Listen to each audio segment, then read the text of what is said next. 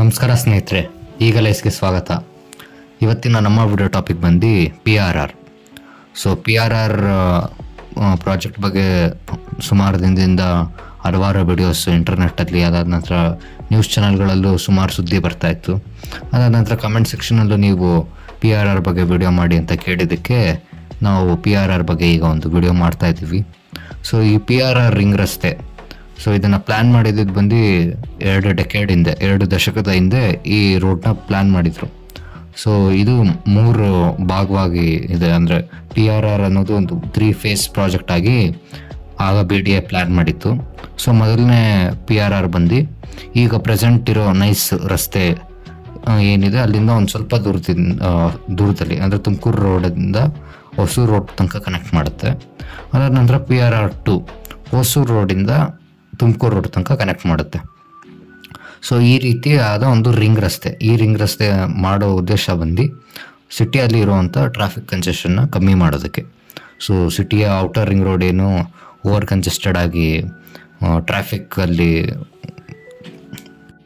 Traffic ಸಮಸ್ಯೆನ ಏನು ಅನುಭವಿಸ್ತಿದೆ ಅದನ್ನು ಕಮ್ಮಿ ಮಾಡಬೇಕು ಅಂತ ಈ ಪೆರಿಫೆರಲ್ ರಿಂಗ್ ರೋಡ್ನ ಆಗ ಸರ್ಕಾರ, ಅದಾದ ನಂತರ BDA ಪ್ಲ್ಯಾನ್ ಮಾಡಿತ್ತು.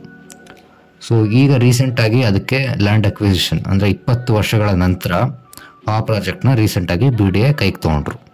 ಸೊ ಕೈಗೆ ತೊಗೊಂಡು ಲ್ಯಾಂಡ್ ಅಕ್ವಿಸಿಷನ್ ಮಾಡ್ತೀವಿ ಅಂತ ಶುರು ಮಾಡ್ತಿದ್ರು ಕೆಲಸನ.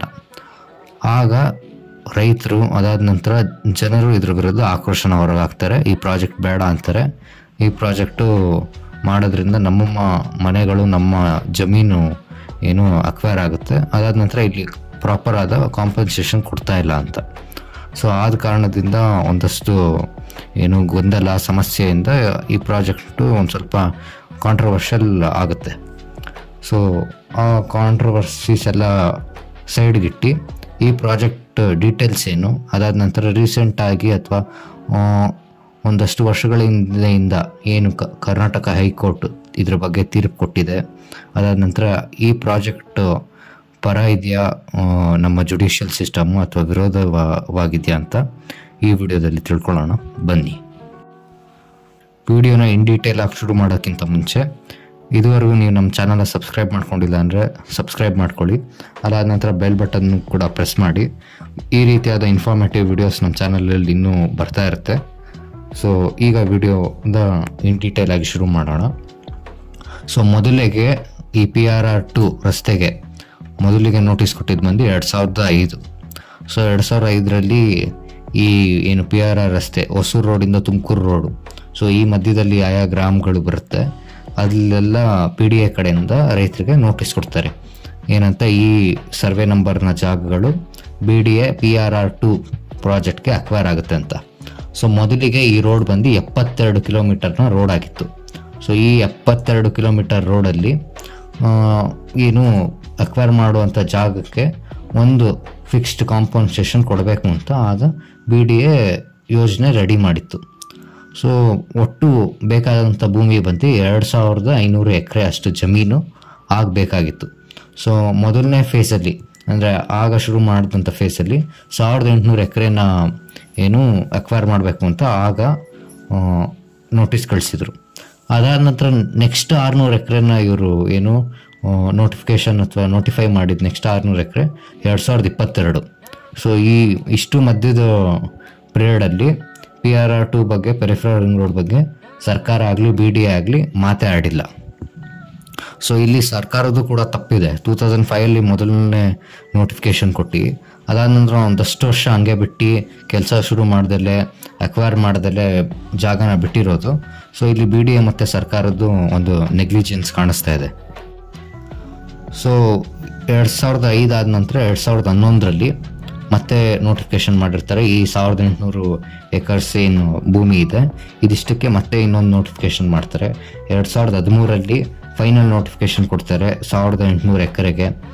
ಅದಾದ ನಂತರ 2022 ತನಕ ಮತ್ತೆ ವಾಪಸ್ ಮಾತಿಲ್ಲ PRR ಬಗ್ಗೆ. ಸೊ ಆದ ಕಾರಣದಿಂದ ಏನಾಗುತ್ತೆ, ನೋಟಿಫಿಕೇಷನ್ ಬಂದಿರುವಂಥ ರೈತರು ಸೊ ಇಲ್ಲಿ ಪ್ರಾಜೆಕ್ಟ್ ಆಗುತ್ತಾ ಆಗಲ್ವಾ ಅನ್ನೋ ಕನ್ಫ್ಯೂಷನಲ್ಲಿ ಏನು ಮಾಡ್ತಿದ್ರು, ರೆವಿನ್ಯೂ ಸೈಟ್ ಥರ ಮಾಡಿ ಜನರಿಗೆ ಮಾರೋದು. ಸೊ ಈ ರೀತಿಯಾಗಿ ಅನ್ಆಥರೈಸ್ಡ್, ಅನ್ಅಪ್ರೂವ್ಡ್ ಲೇಔಟ್ಸ್ನ ಈ ರೀಜನಲ್ಲಿ ಜೋರಾಗಿ ಮಾಡಿದ್ರು. ಡೆವಲಪರ್ಸ್ ಆಗಿರ್ಬೋದು, ಲ್ಯಾಂಡ್ ಲಾರ್ಡ್ಸ್ ಆಗಿರ್ಬೋದು, ಈ ರೀಜನಲ್ಲಿ ತುಂಬ ಅನ್ಅಪ್ರೂವ್ಡ್ ಲೇಔಟ್ಸ್ನ ಡೆವಲಪ್ ಮಾಡಿದ್ರು. ಅನ್ಅಪ್ರೂವ್ಡ್ ಲೇಔಟ್ಸ್ ನಂಬರ್ ಬಂದು 150. ಸೊ ಈ 150 ಲೇಔಟ್ಸಲ್ಲಿ 40,000 ಮನೆಗಳಿದೆ. ಸೊ 40,000 ಮನೆಗಳಲ್ಲಿ ಇರೋ ಜನ ಈಗ ಈ ಪ್ರಾಜೆಕ್ಟ್ ಆಗೋದ್ರಿಂದ ಡಿಸ್ಪ್ಲೇಸ್ ಆಗ್ತಾರೆ. ಅಂದರೆ ಆ 40,000 ಜನ ಮನೆ ಏನಿದೆ ಅದನ್ನು ಹೊಡಿಬೇಕಾಗತ್ತೆ. ಸೊ ಅದಕ್ಕೆ ಇವರು ಕಾಂಪನ್ಸೇಷನ್ ಕೊಡಬೇಕು. ಇರ್ತಾ ಇರೋವಂಥ ಏನು ಪ್ರಾಜೆಕ್ಟ್ ಆಗ್ತಾ ಇರೋವಂಥ ಜಾಗ ಏನಿದೆ ಅಲ್ಲಿಂದ ಇವರು ಅಷ್ಟು ಜನ ಎಲ್ಲಿ ಶಿಫ್ಟ್ ಆಗ್ತಾರೆ? ಸೊ ಅದೊಂದು ಮೇಜರ್ ಕ್ವಶನ್ನು. ಸೊ ಈ ರೀತಿ ಸರ್ಕಾರ ಏನು ಯಾವಾಗ ನೋಟಿಫೈ ಮಾಡಿ ಯಾವಾಗ ಪ್ರಾಜೆಕ್ಟ್ ಮಾಡೋದಕ್ಕಿಂತ ಸರ್ಕಾರ ನೋಟಿಫೈ ಮಾಡಿ ಒಂದು 6 ತಿಂಗಳಿಗೆಲ್ಲ ಕೆಲಸ ಮಾಡಿ ಮುಗಿಸಿದ್ರೆ ಕರೆಕ್ಟಾಗಿರುತ್ತೆ.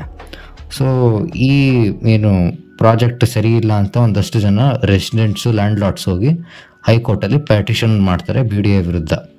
ಸೊ ಆಗ ಕರ್ನಾಟಕ ಹೈಕೋರ್ಟು ಇದನ್ನು ಆಲ್ರೆಡಿ ಮುಂಚೆನೇ ನೋಟಿಫೈ ಮಾಡಿತ್ತು ಸರ್ಕಾರ. ಸೊ ಜಾಗ ತೊಗೊಂಡಿರೋಂಥ ರೆಸಿಡೆಂಟ್ಸು, ಅಂದರೆ ಈ ಅನ್ಆಥರೈಸ್ಡ್ ಲೇಔಟ್ಸಲ್ಲಿ ತೊಗೊಂಡಿರೋಂಥ ಜನರಿಗೆ ಇದು BDA ಆಲ್ರೆಡಿ ಮುಂಚೆನೇ ನೋಟಿಫೈ ಮಾಡಿದ ಕಾರಣ ನೀವು ಲೀಗಲ್ಲಾಗಿ ಎಲ್ಲ ನೋಡ್ಕೊಂಡು ಇದು ನೋಟಿಫೈ ಆಗಿದೆಯಾ ಇಲ್ವಾ ಅಂತ ನೀವು ನೋಡ್ಕೊಂಡು ತೊಗೊಬೇಕಿತ್ತು. ಸೊ ಇಲ್ಲಿ BDA ಅವ್ರದ್ದು ಏನು ಅಂಥ ಮೇಜರ್ ತಪ್ಪಿಲ್ಲ. ಸೊ ನೀವು ಈ ಪ್ರಾಜೆಕ್ಟ್ನ ಏನು ನಿಲ್ಲಿಸೋದಾಗಲಿ ಅಥವಾ ವಿರೋಧಿಸೋಕ್ಕಾಗಲ್ಲ, ನಿಮ್ಮ ಜಾಗನ BDAಗೆ ಬಿಟ್ಕೊಡ್ಬೇಕು ಅಂತ ಹೈಕೋರ್ಟ್ ತನ್ನ ತೀರ್ಪನ್ನ ಕೊಟ್ಟಿತ್ತು.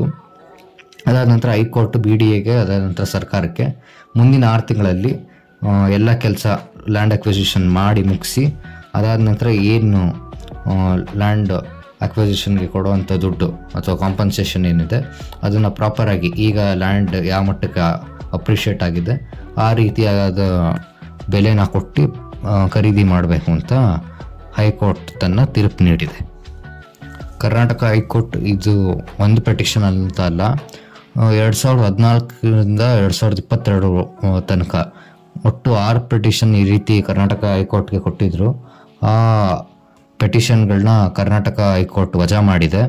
ಸೊ ನಮ್ಮ ಜುಡಿಷಿಯಲ್ ಸಿಸ್ಟಮ್ ಕೂಡ BDA ಪರ, BDA ಏನು ಈ ಪ್ರಾಜೆಕ್ಟ್ ಪರವಾಗಿ ತನ್ನ ಆದೇಶವನ್ನು ಹೊರಡಿಸಿದೆ. ಸೊ ಈ ಪ್ರಾಜೆಕ್ಟ್ ಆಗೋದ್ರಿಂದ ಸಿಟಿಯ ಕಂಜೆಷನ್, ಟ್ರಾಫಿಕ್ ಕಂಜೆಷನ್ನು, ಅದಾದ ನಂತರ ಇನ್ಫ್ರಾಸ್ಟ್ರಕ್ಚರ್ ಡೆವಲಪ್ ಆಗೋ ಕಾರಣದಿಂದ ಹೈಕೋರ್ಟ್ ಸಹ ಈ ಪ್ರಾಜೆಕ್ಟ್ನ ಎತ್ತಿ ಹಿಡಿದಿದೆ. ಅದಾದ ನಂತರ ಈ ರೋಡ್ ಮಾಡ್ತಾ ಇರೋದೇನು ಸರ್ಕಾರದ ಪರ್ಪಸ್ ಅಥವಾ ಸರ್ಕಾರದವ್ರು ಯಾರು ಓಡಾಡಲ್ಲ ಈ ರೋಡಲ್ಲಿ, ನಾವೇ ಜನಗಳೇ ಈ ರೋಡಲ್ಲಿ ಓಡಾಡೋ ಕಾರಣದಿಂದ, ಪಬ್ಲಿಕ್ಗೆ ಒಳ್ಳೆಯದಾಗೋ ಕಾರಣದಿಂದ ಕರ್ನಾಟಕ ಹೈಕೋರ್ಟ್ BDA ಪರ ನಿಂತಿದೆ. ಸೊ ಇಲ್ಲಿ ನಷ್ಟ ಅಥವಾ ಅನುಭವಿಸ್ತಾ ಇರೋರು ಅಥವಾ ಇಲ್ಲಿ ಕಷ್ಟ ಅನುಭವಿಸ್ತಾ ಇರೋರು ಯಾರು ಅಂತಂದರೆ ಈ ಅನ್ಅಪ್ರೂವ್ಡ್ ಅಥವಾ ಅನ್ಆಥರೈಸ್ಡ್ ಲೇಔಟ್ಸಲ್ಲಿ ಕಮ್ಮಿ ಬೆಲೆಗೆ ಜಾಗ ತೊಗೊಂಡು ಮನೆ ಕಟ್ಕೊಂಡಿದ್ದಾರಲ್ಲ 40,000 ಮನೆಯ ನಿವಾಸಿಗಳು, ಅವರು ಇಲ್ಲಿ ಕಷ್ಟ ಅನುಭವಿಸ್ತಾ ಇರೋದು. ಇಲ್ಲಿ ಲ್ಯಾಂಡ್ ಲಾರ್ಡ್ಸ್ ಅಥವಾ ಏನು ಜಮೀನು ಇರೋರು, ಅವ್ರ ಜಮೀನು ಕೊಟ್ಟು ಡೆವಲಪರ್ ಹತ್ರ ಡೆವಲಪ್ ಮಾಡಿಸಿ ಅವರು ದುಡ್ಡು ತೊಗೊಂಡ್ರು. ಸೊ ಇಲ್ಲಿ ಈಗ ಈ ಯಾರು ಮನೆ ಕಟ್ಕೊಂಡು ಯಾರ್ಯಾರು ಇದ್ರಲ್ಲ ಅವ್ರಿಗೆ ಮನೆಯೂ ಇರಲ್ಲ. ಅದಾದ ನಂತರ ಇಲ್ಲಿ ಅನ್ಆಥರೈಸ್ಡ್ ಅಥವಾ ಅನ್ಅಪ್ರೂವ್ಡ್ ಅಂದರೆ ಇದಕ್ಕೇನು ಖಾತಾ ಇರೋಲ್ಲ. ಸೊ ಆದ ಕಾರಣದಿಂದ ಅವರಿಗೆ ಕಾಂಪನ್ಸೇಷನಲ್ಲೂ ದೊಡ್ಡ ಮಟ್ಟದ ಕಾಂಪನ್ಸೇಷನ್ ಅಥವಾ ಪ್ರಾಪರ್ ಕಾಂಪನ್ಸೇಷನ್ನು ಸಿಗಲ್ಲ. ಸೊ ಇಲ್ಲಿ ಕಷ್ಟ ನಷ್ಟನ ಅನುಭವಿಸ್ತಾ ಇರೋರು ಅವರು. ಸೊ ಇನ್ನು ಮುಂದೆ ಆದ್ರೂ ಲೀಗಲ್ಲಾಗಿ ಕರೆಕ್ಟಾಗಿರೋವಂಥ ಪ್ರಾಪರ್ಟಿ, ಅದಾದ ನಂತರ ಈ ರೀತಿ BDA ನೋಟಿಫೈ ಮಾಡಿರೋ ಜಾಗಗಳಲ್ಲಿ ಪ್ರಾಪರಾಗಿ ನೋಡಿ ಜಾಗನ ತಗೊಳ್ಳಿ ಅಂತ ಹೇಳೋಕ್ಕೆ ಇಷ್ಟಪಡ್ತೀವಿ. ಈ ವಿಡಿಯೋ ನಿಮ್ಗೆ ಇಷ್ಟ ಆಗಿದ್ರೆ ಹೆಚ್ಚು ಜನಕ್ಕೆ ಶೇರ್ ಮಾಡಿ, ಲೈಕ್ ಮಾಡಿ, ಆದ ನಂತರ ನಮ್ಮ ಚಾನಲ್ನ ಸಬ್ಸ್ಕ್ರೈಬ್ ಮಾಡಿ. ಮುಂದಿನ ವಿಡಿಯೋದಲ್ಲಿ ಸಿಗೋಣ. ಧನ್ಯವಾದ.